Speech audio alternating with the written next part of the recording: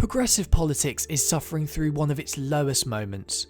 Centre-left parties are struggling to overcome the Conservatives' dominance at elections, and as Labour battles to prevent a fifth straight general election defeat, is now the time for the party to start seriously thinking about an alliance with its ideological neighbours.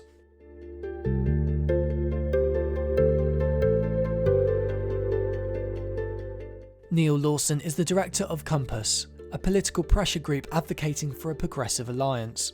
Firstly, that we think it's kind of morally right, that power should be shared. We believe in pluralism, but also the scale of the issues that we face, particularly climate, demand alliances and a sustained consensus to address them, which can only come from agreement across parties. And then finally, there's the electoral case that the electoral system just benefits the Conservatives so much and so unfairly that progressive parties are going to have to work out how to come together and work together. 125 seats for a majority of one, isn't going to happen for Labour. They're not going to win outright. So therefore, the only way that Keir Starmer is going to become Prime Minister is through some kind of minority Labour-led government, which means he's going to have to work with others. And Liberal Democrats are going to have to win seats, and hopefully Greens can win more seats, and Labour will get over the line if Liberal Democrats and Greens support them. So, I think there's a really convincing case for a progressive alliance. Our exit poll is suggesting that there will be a Conservative majority of 86, and that will be the biggest Conservative majority since Margaret Thatcher's third victory back in 1987. It's a cold hard fact that Labour are struggling to win a general election on their own. Labour has lost the last 4 general elections to the Conservatives, and in 2019 they suffered their heaviest defeat at a general election since 1935. Keir Starmer would need to win a staggering 124 seats to secure a majority at the next general election. A cross-party alliance would, however, be a game changer. If Labour had combined their vote with the Liberal Democrats in each of the last 4 general elections, the Conservatives would have been outgunned in seats across the country. Electoral pacts in theory seem like a good idea, but are they in practice? Carshalton and Wallington is the perfect example of where an electoral pact could work. It is a constituency that from 1997 to 2019 was held by former Liberal Democrat MP Tom Brake. It is an area that Labour has historically struggled to compete in. Nonetheless, the new Liberal Democrat candidate for the area suggests an electoral pact wouldn't necessarily work on the ground. The Progressive Alliance is a bit of an obsession of people that are engaged with politics. Like if I was to speak to my mum and dad about it, or most people on the street here, they wouldn't understand what progressive means and who would exactly be involved in this alliance. And I think the party's position is pretty similar, that we can't take the voters for granted.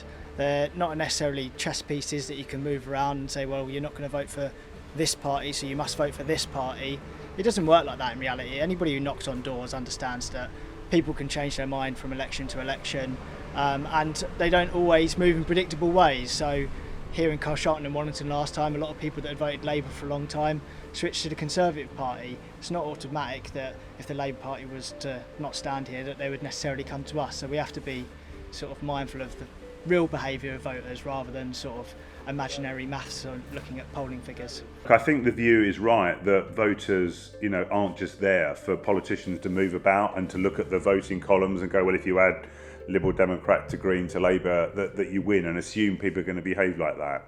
So I think this is always political, and you have to show political leadership, and you have to make arguments, and you have to tell people why. I mean, I was involved in the run-up to the 97 election where, Blair and Ashdown worked very closely together, and they sent out lots of signals that they wanted to work closely together, and Cook and McClellan wrote a kind of, policy suite for a new democracy. The campaign teams worked together very effectively.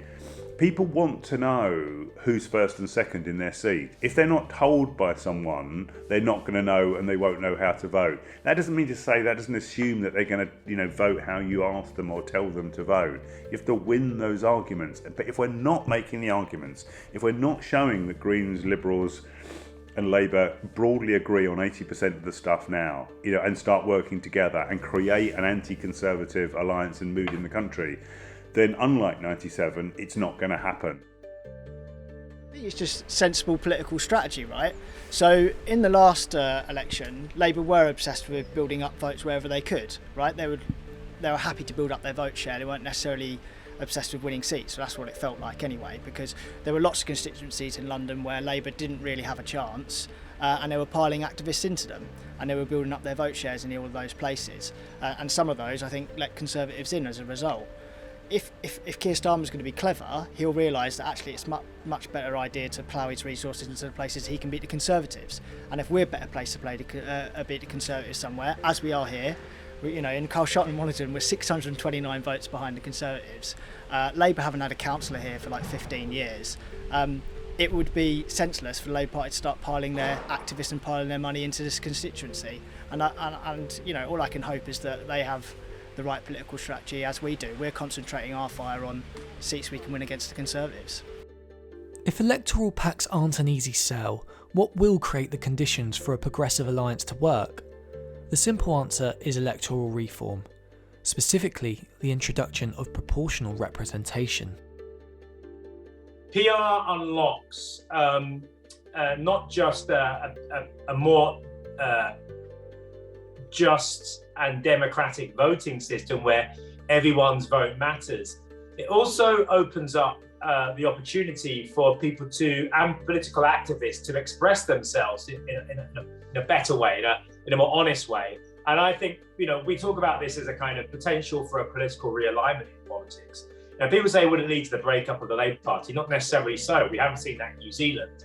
And it doesn't necessarily have to happen here, but it does mean that you have a far more honest conversation about how politics is implemented and how political parties organise and how democratic, transparent and responsive they are to the needs of voters and members. I think that's good in a democracy. I think we need to see more of that, not less. But the other thing that it unlocks is it begins to pave the way to get rid of that inbuilt Tory majority, that inbuilt Tory dominance of the political system, of our constitution or lack of a constitution, and it opens up the door to a complete democratic reform of the British constitutional system, which I'm afraid to say is driving the United Kingdom apart.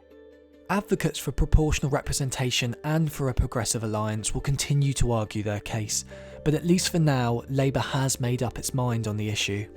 As the old saying goes, it takes two to tango, and at least for now, Labour is refusing to form any electoral alliances. A resolution to formally back proportional representation was defeated here at the Labour Party conference in Brighton after unions refused to back the motion. The result has extinguished hopes for a progressive alliance at the next general election.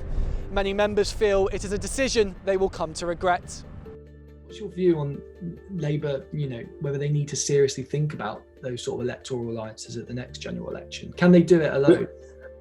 No, they can't. And there's this obsession within the Labour Party that all we need is the right leader with the right policies and, an imploding Tory party. If you have those kind of three ingredients, it means that you're going to get a Labour government. We still lost three times as much as we won in the 20th century. The Tories are the most successful political party in the world, which makes us by default the worst opposition in the world. The system is geared, not just the voting system, but the actual lack of a constitution, the fact that sovereignty lies with the crown, the fact that rights aren't enshrined. All of these factors kind of conspire to give them such a hegemonic advantage. The problem with winning under first past the post is that you kind of like, you so buy into your own, you start drinking the Kool-Aid of your own propaganda that we're brilliant, but if you do come in under first past the post, as we did in 1997, we had a manifesto commitment to bring in PR, and we didn't want to hold a referendum, and we didn't.